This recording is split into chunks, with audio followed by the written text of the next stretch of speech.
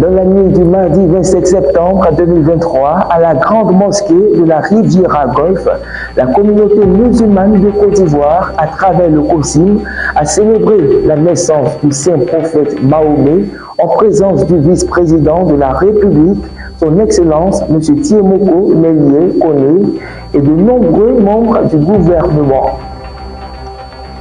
En marge de la 78e session ordinaire de l'Assemblée générale des Nations unies, Kandia Camara, ministre des Affaires étrangères de Côte d'Ivoire, a pris part à une rencontre ministérielle de haut niveau qui s'est tenue le 20 septembre sous l'égide du secrétaire d'État américain Anthony Blinken.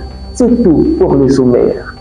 Dans la nuit du mardi 27 septembre 2023, à la grande mosquée de la Riviera Golfe, la communauté musulmane de Côte d'Ivoire, à travers le COSIM, a célébré la naissance du saint prophète Mahomet en présence du vice-président de la République, son Excellence M. Thiemoko Meïye Koné, et de nombreux membres du gouvernement. Cette célébration était placée sous le thème « Les enseignements du messager d'Allah pour l'équilibre et le bien-être de la famille ». Après une lecture intégrale du Saint-Coran, l'imam Samassi Aboubakar, imam principal de la grande mosquée de la Riviera 3, a édifié les invités venus à l'occasion. Le président du COSIM, Cheikhoul Emma Ousmane Diakité, à la suite de l'illustre orateur du jour, a ensuite donné la position du COSIM sur ces déviances sociétales qui menacent la famille dans son rôle original. Samedi 16 septembre 2023, à Yopougon, précisément à la salle de conférence du baron Kan César, délégué communal de l'Alliance des relais de Côte d'Ivoire, et son secrétaire général adjoint à l'implémentation, Wambéa Elvis, se sont entretenus avec les membres de l'Alliance des relais de Côte d'Ivoire de la zone de Yopougon, après des élections municipales et régionales qui se sont déroulées dans la paix. La rencontre s'est articulée autour de plusieurs axes majeurs, à savoir les mots de remerciement et d'encouragement du président national Traoré Ouah Richard pour leurs contributions et actions pour des élections apaisées à Yopougon et lecture des rapports des activités déjà entreprises et à mener dans le cadre des missions de l'ARCI. Remise de bons médicaux aux différents membres a mis un terme à la réunion. L'Afrique subsaharienne, par rapport à sa taille et à sa population, est largement à la traîne pour ce qui concerne le déploiement des énergies renouvelables et investit encore aujourd'hui dans le combustible fossile, bien qu'elle regorge des ressources renouvelables et en hydrocarbures. Un changement de cap s'avère nécessaire. Et c'est dans ce cadre que s'est tenue la deuxième édition du Salon de l'énergie et du développement durable, en abrégé SEDD, organisé par l'association Light On les 22 et 23 septembre 2023 à Cocody, avec pour thème « Quelle politique de transition énergétique adopter en Afrique afin de booster nos économies et améliorer les conditions de vie des populations ». Commentaire André Kourouma.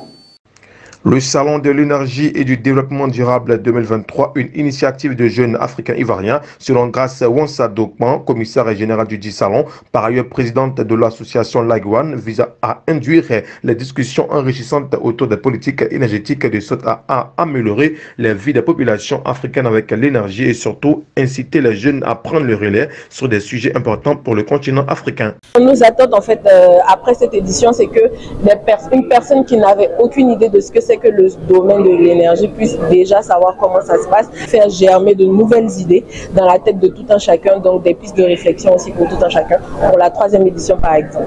Contrairement à la première édition qui a abordé les questions techniques, la question de financement des startups, de politique énergétique, l'action menée par nos gouvernements ont fait l'objet du panel au CED 2023. On a pu avoir des échanges vraiment fructueux, on a eu des échanges passionnants, les panélistes étaient à la hauteur, la connaissance était au rendez-vous, le public en a beaucoup appris, les questions étaient vraiment pertinentes, nous sommes vraiment satisfaits, des relations se sont tissées et nous sommes vraiment optimistes pour la 3e édition. Cette plateforme a réuni durant 2 jours les grands acteurs du domaine de l'énergie autour des thématiques, à savoir quel est l'impact des nouvelles découvertes de pétrole et du gaz sur le plan énergétique des pays, la transition énergétique à vue de l'œil africain et l'efficacité énergétique et le digital comme outil indispensable pour atteindre un accès universel à l'électricité.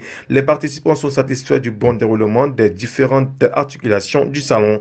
Ce genre de forum-là, c'est très intéressant, non seulement pour les entreprises, mais pour les étudiants, le monde, je dirais, de la formation, le monde académique. Vu la situation environnementale actuelle, vous pouvez voir les différentes tragédies, je peux dire, qui se sont passées ces temps-ci en Libye.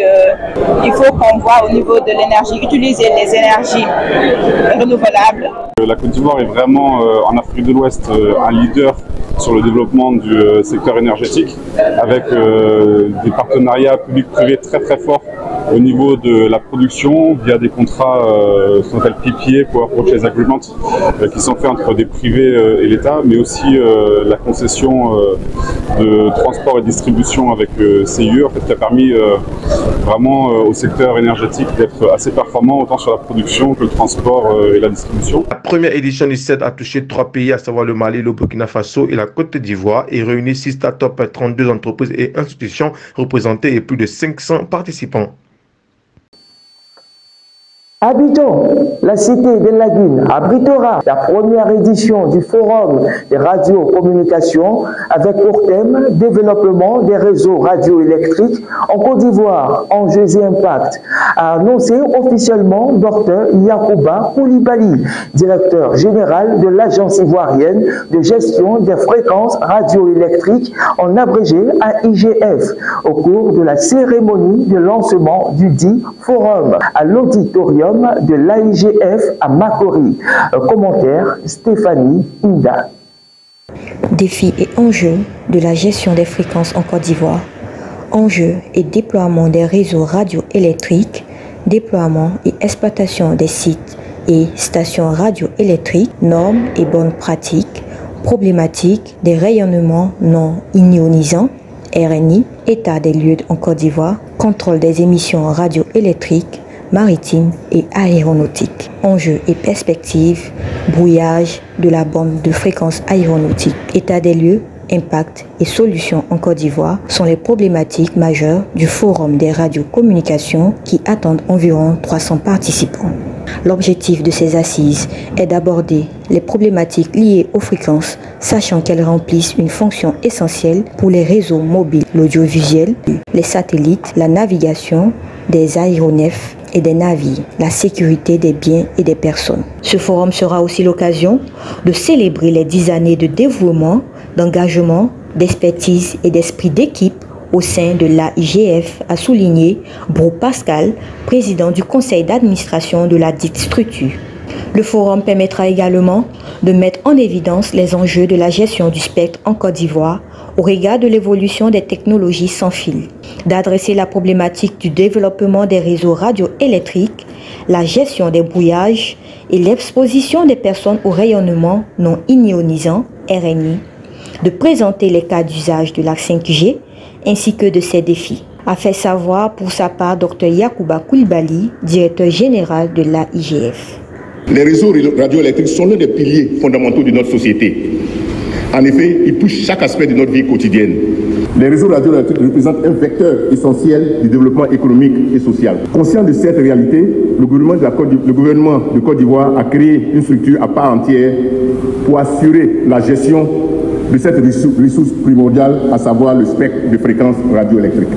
L'AIGF, sous la bannière de son ministère de tutelle technique, a décidé d'organiser ce forum des radiocoms. Ce forum va permettre de mettre en évidence les enjeux de la gestion des spectres en Côte d'Ivoire au regard de l'évolution des technologies sans fil, d'adresser la problématique des réseaux radioélectriques, la gestion des brouillages et l'exposition du public aux rayonnements non ionisants et de présenter les cas d'usage de la 5G ainsi que ses défis. Ce sera par ailleurs l'occasion pour l'agence de faire le point de ses réalisations et de ses acquis depuis sa création, après 10 ans d'existence en tant que société d'État. Une signature d'un accord cadre entre la Société de développement des forêts, en abrégé Sodefort, et le Rotary Club pour la réalisation d'importants reboisements dans les forêts classées du nord de la Côte d'Ivoire s'est tenue mardi 26 septembre 2023 à Cocody. Le projet de reboisement vise le planting de plusieurs espèces d'arbres sur une superficie de 500 hectares. Commentaire Manuela Conan. Ce projet, qui porte une superficie de 500 hectares, va être réalisé dans les 7 forêts classées, à savoir la forêt classée de Lopo à Ferkessédougou, de Korogo du Bandama supérieur à Sinématiali, de Punyakele à Kouto, de Lapal à Bundiali et la forêt classée de Kaanso et de Kimbirila à Odéné. Un partenariat entre un club de bienfaisance et une structure de développement comme la Sodefort. Je pense que le lien est tout à fait établi. À écouter le président, il a dit tout de suite où ils sont forts, ce qu'ils savent faire. Ils savent mobiliser, ils peuvent chercher l'argent, ils peuvent peut-être réunir tous les efforts autour d'un objectif. Et nous, en retour, nous sommes des hommes de terrain, nous savons reboiser, nous savons reconstituer des espaces qui sont dégradés. Ce projet a été rendu effectif de par la vision du ministre des Eaux et Forêts, Laurent Gbagba. Le dit accord cadre les conditions de collaboration pour la préservation de la forêt, la promotion de la culture de l'arbre et l'agroforesterie ainsi que la réalisation de reboisements. À travers cet acte, le président du Rotary Club, Pietri, compte porter le taux de couverture forestière du pays de moins 9% à ce jour à 20% à l'horizon 2030. Ce que nous allons faire est très simple, c'est mobiliser les fonds. Nous savons fédérer les efforts de la société civile, les efforts des opérateurs économiques autour des objectifs que nous voulons réaliser. Je vous parlais tantôt de ce que nous avons fait de la poliomyélite. Ça a été l'effort conjugué de plusieurs parties. Voyez-vous? Et c'est la même approche que nous voulons avoir avec cette question de reboisement. Donc, rassembler des donateurs sur plusieurs plateformes et les amener à nous aider. Après le succès de la saison 1 et 2, le concours télévisuel DJ Battle Africa est de retour, cette fois pour la saison 3. À l'initiative des producteurs, une cérémonie symbolique de lancement de l'édition 2023 a eu lieu le jeudi 21 septembre 2023 à Abidjan. Ce concours télévisuel a pour objectif de révéler le meilleur DJ de chaque région du continent africain. Commentaire David Amani. Après des éditions consacrées à l'Afrique de l'Ouest, à l'Afrique centrale, c'est au tour des DJ de l'Afrique du Nord de se lancer à la conquête du titre. Sur une centaine de postulants, les 8 meilleurs candidats en provenance du Maghreb ont été retenus à l'issue d'un casting. L'émission se présente sous forme de manche éliminatoire mettant aux prises des DJ dans un décor de discothèque originale avec un public de danseurs urbains. L'idée est de mettre en lumière ces artistes qui font bouger le continent dans le cadre d'une compétition continentale avec pour objectif une reconnaissance de leur métier. Les critères de sélection cette fois-ci étaient plus compliqués, on a monté un petit peu en niveau. Les premières fois c'était sur internet, on lançait un appel sur les pays par exemple d'Afrique de l'Ouest ou d'Afrique centrale, on nous envoyait des vidéos, on a reçu des centaines et des centaines de vidéos et on a sélectionné avec un jury sur vidéo de présentation des DJ. Cette fois-ci on a voulu aller un peu plus loin et on s'est rendu sur place. Donc cette fois-ci on a été au Maroc, en Algérie, en Tunisie pour rencontrer des DJ, les voir prester, voir les académies de DJ, aller les voir sur place, aller les voir à Marrakech, aller les voir à Tunis, aller les voir à Alger, à Oran, partout, pour voir qui était pour nous le meilleur candidat possible pour la compétition. Donc cette année, la différence avec les deux précédentes éditions, c'est que nous, on a été les scoutés, comme on dit, sur place. Et donc je pense que cette fois-ci le niveau vraiment va s'élever parce que tous ceux qu'on a choisis, c'est des DJ confirmés. Présent à ce lancement, quelques candidats louent cette initiative qui encourage les acteurs de la scène musicale africaine. J'ai déjà regardé la deuxième saison de DJ Battle Africa et j'ai aimé le concept, donc j'ai postulé pour la troisième saison et je pense que la DJ Battle Africa saison 3 c'est une opportunité pour moi pour apprendre et pour avoir un bon réseau, un bon network de DJ en Afrique. Je suis vraiment excitée et voilà, je veux voir qu'est-ce qui va se passer par la suite et quels seront les résultats. Il ne faut jamais sous-estimer personne, il faut juste avoir aussi l'esprit sportif, accepter les résultats. Rappelons que la première saison du concours DJ Battle Africa a été remportée par l'Ivoirien DJ Djilk.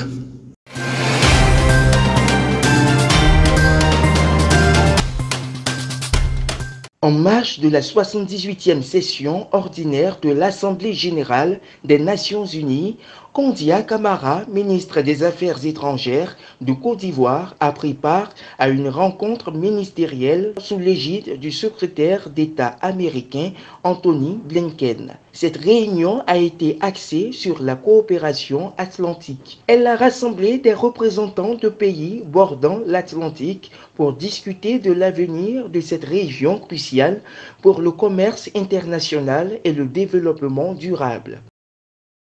Voilà qui met un terme à ce journal. Merci de nous l'avoir suivi.